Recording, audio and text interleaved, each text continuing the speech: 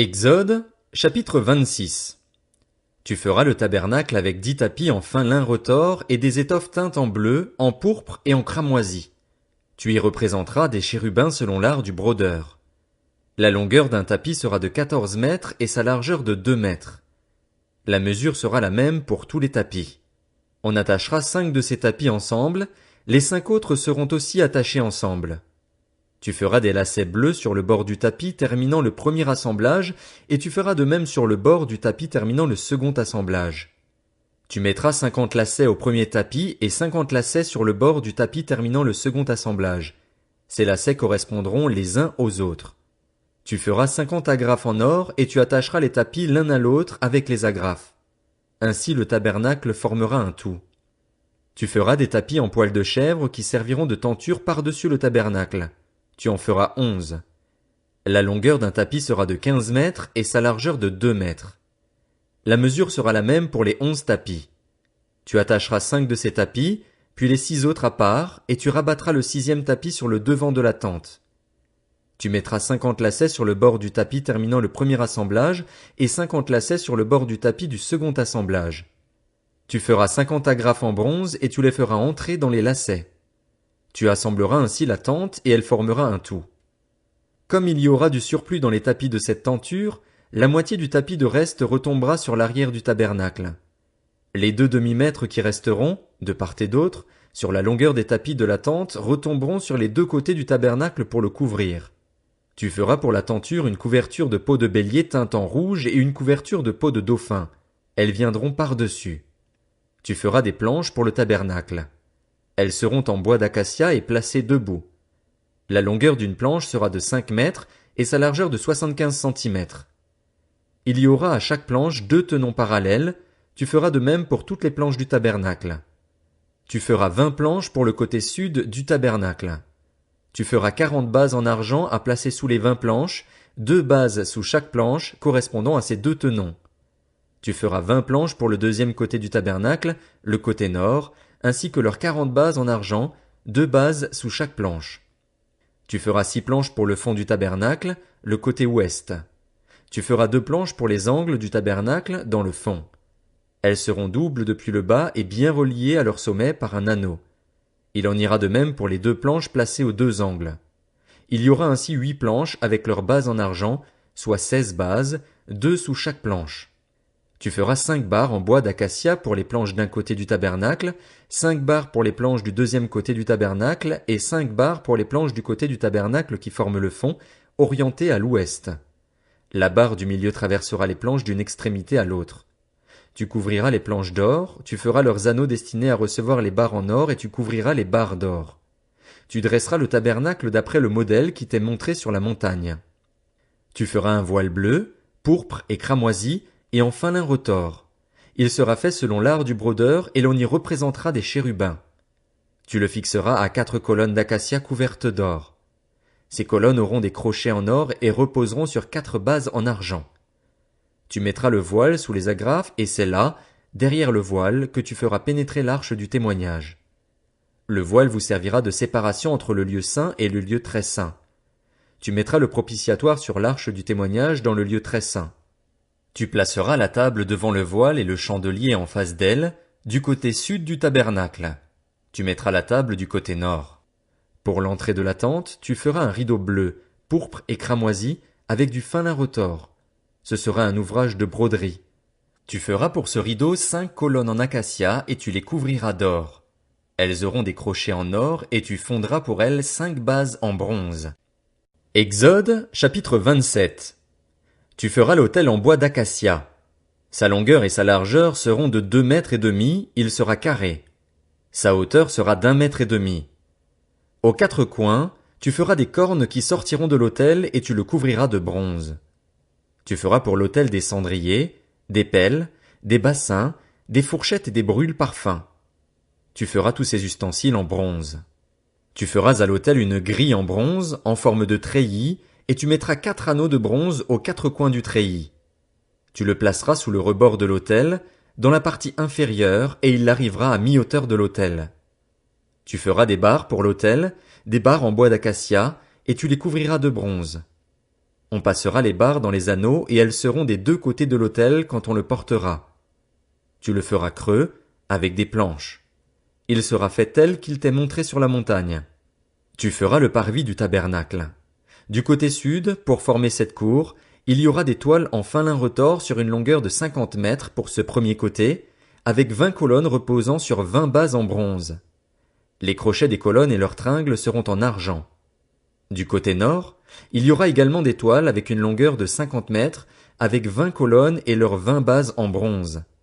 Les crochets des colonnes et leurs tringles seront en argent. Du côté ouest, il y aura pour la largeur du parvis 25 mètres de toile, avec 10 colonnes et leurs 10 bases. Du côté est, sur les 25 mètres de largeur du parvis, il y aura 7 mètres et demi de toile pour une aile, avec 3 colonnes et leurs 3 bases, et 7 mètres et demi de toile pour la seconde aile, avec 3 colonnes et leurs 3 bases. Pour la porte du parvis, il y aura un rideau de 10 mètres bleu, pourpre et cramoisi avec du fin lin retors, un ouvrage de broderie, avec 4 colonnes et leurs 4 bases. Toutes les colonnes qui forment l'enceinte du parvis auront des tringles en argent, des crochets en argent et des bases en bronze. La longueur du parvis sera de 50 mètres, sa largeur de 25 de chaque côté, et sa hauteur de 2 mètres et demi. Les toiles seront en fin lin retors, et les bases en bronze. Tous les ustensiles destinés au service du tabernacle, tous ses pieux ainsi que tous les pieux du parvis seront en bronze.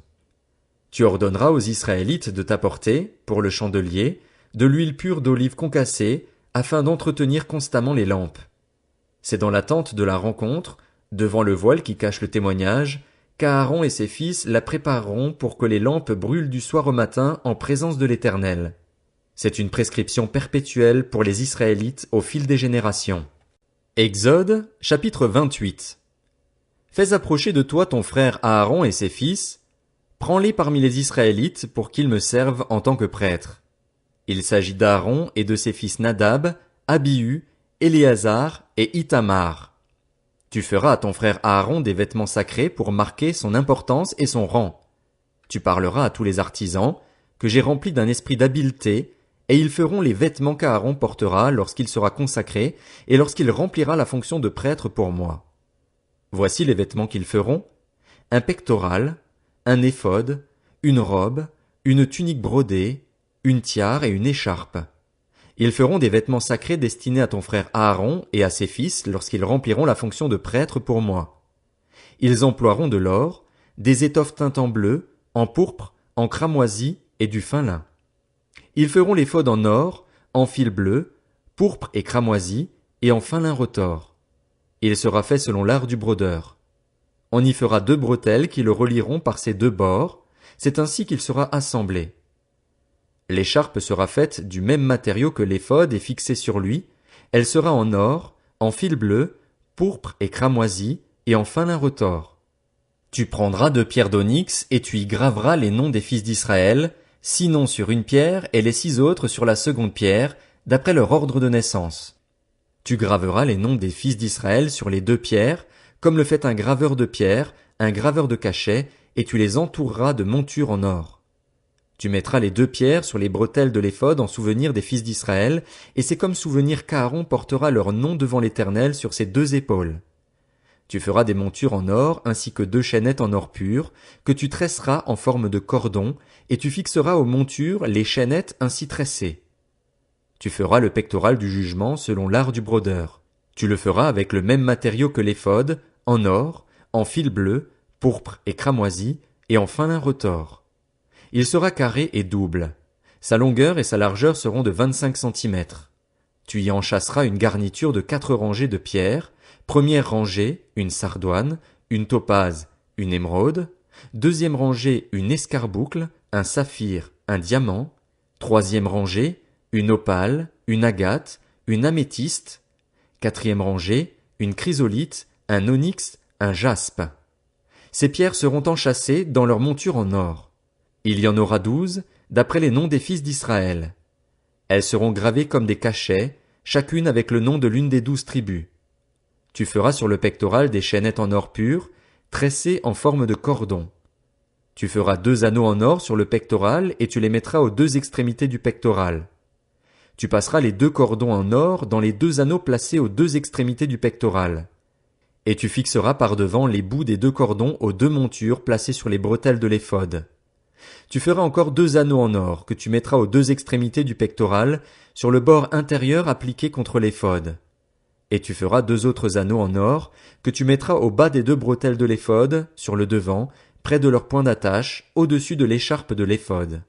On attachera le pectoral par ces anneaux aux anneaux de l'éphod avec un cordon bleu, afin que le pectoral soit au-dessus de l'écharpe de l'éphod et qu'il ne puisse pas se séparer de l'éphod.